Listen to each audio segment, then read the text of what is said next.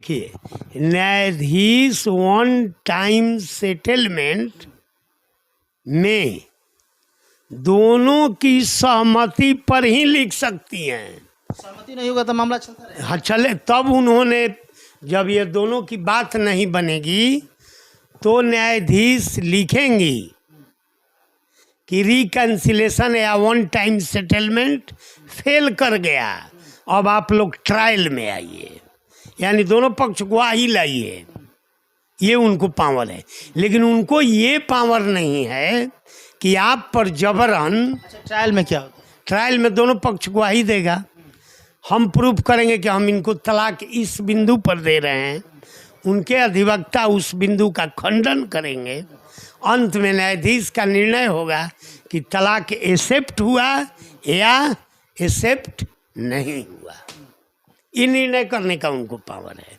पैसे वाले पर न्यायाधीश आपको परामर्श दे सकती हैं, कह सकती हैं, लेकिन जबरन आपको मनवाने के लिए प्रोविजन नहीं है। यानी कि समाधान ये लोग को खुद से ही ढूंढना होगा, खुद या फिर तलाक रिजेक्ट भी हो सकता है, एक्सेप्ट भी हो सकता है कानूनी प्रक्रिया पर।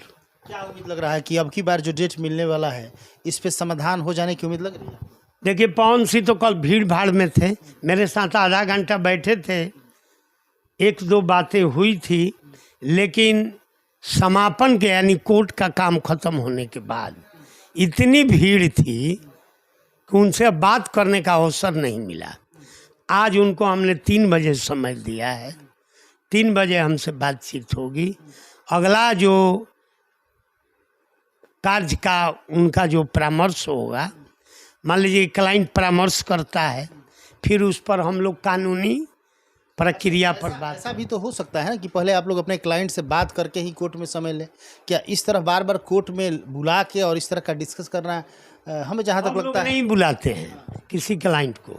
माननीय न्यायाधीश महोदय का अथक प्रयास था, प्रयास की हैं कि दोनों के बीच वन टाइम सेटलमेंट हो।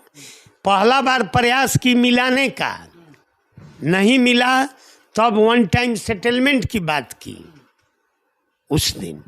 कल न्यायाधीश महोदय इस बिंदु पर पहुंची थी कि वन टाइम सेटलमेंट कर लिया जाए, तो दोनों को समझा सकती हैं। यानी कि अब की बार उम्मीद किया जा सकता है कि अभी जो डेट तारीख जो मिलने वाली है वो शायद आखिरी तारीख हो सकती है। देखिए, अब की बार तो पुनः अब आपको, जैसा कि हमको लगा कि न्यायाधीश महोदया कल कही थी कि ऑर्डर शीट पर हम लिखवा देते हैं कि इन लोग का रिकन्सिलेशन फेल हो गया और अब केस को आगे बढ़ाइए ट्रायल के लिए, यानी गौर गवाह लाइए। कल आदेश तो की थी मौखिक, अब लिखित क्या कर रही हैं कल बताएंगे। मौखिक आदेश हो गया? हाँ, कल बोली थी कि अब ट्रायल चलेगा। काफ़ी दोनों को मिलाने बड़ी प्रयास किए हैं, ऐसी बात नहीं है। न्यायाधीश महोदय ने बताया कि ये नौटंकी बहुत चली, अब ट्रायल में चलेगा, अब ट्रायल में आइए दोनों पक्ष, आइए, निर्णय जो होगा होगा बस। अभी लिखित लेकिन नहीं है न, लिखित कल लिखवाई होंगी, लेकिन तो इसकी पढ़ाई तो कल न की जाएगी, कल न्याय कक्ष में ट्रायल होगा। तो क्या ये जो समझौता पत्र की बात चल रही है, समझौता पैसा देने होने की जो बात चल रही है, तो ये ट्रायल होने के बाद भी होगा या फिर नहीं होगा? ट्रायल आपको तो मैंने पहले भी कहा कि till the disposal of the case,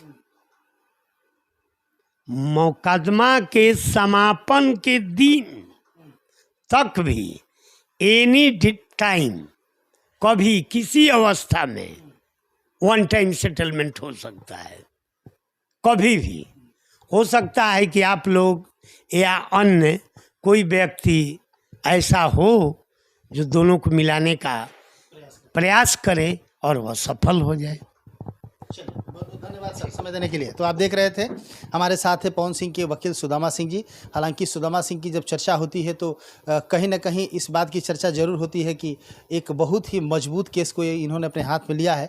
हालांकि परेशानी इस तरह उलझी हुई है कि ये भी थोड़ा सा मुश्किल में पड़ गए हैं कि इसको कैसे सुलझाया जाए, लेकिन अब लग रहा है कि मामला धीरे धीरे समाधान की तरफ चल रहा है। समाधान कैसे होगा ये तो वक्त बताएगा, लेकिन कल एक डेट मिला था, सब लोग की उम्मीद थी कि आखिरी तारीख होगी, आखिरी नहीं रहा। हालांकि न्यायाधीश महोदया जो हैं उन्होंने भी थोड़ा सी नाराज़गी दिखाई कि इस तरह का होगा तो फिर ट्रायल में जाएगा। शायद मौखिक उन्होंने आदेश भी कर दिया है।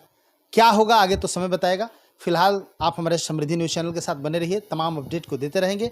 3 बजे के बाद क्या होता है, किस तरह का बातें हुई वकील साहब और पवन सिंह के साथ, वो जो भी चर्चा होगी आगे नेक्स्ट वीडियो में हम आपको दिखाएंगे।